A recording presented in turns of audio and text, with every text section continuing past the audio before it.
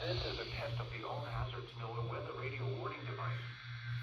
During potentially dangerous weather situations, specially built weather radios will be automatically activated to warn of the impending hazards. Tests of these radios and the warning alarm system will be conducted by the National Weather Service every Wednesday between 11 a.m. and noon. If there is a threat of severe weather, the test will be postponed to the next available good weather day. Reception of this broadcast and the warning alarm will vary at any given location. This variability, normally more noticeable at greater distances from the transmitter, will occur even though you are using a good quality receiver in perfect working order. To provide the most consistent warning service possible, the warning alarm will only be activated for warnings in selected watches affecting the listening area.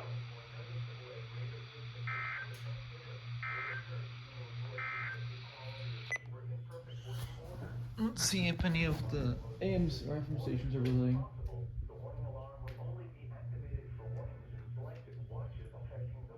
Nope.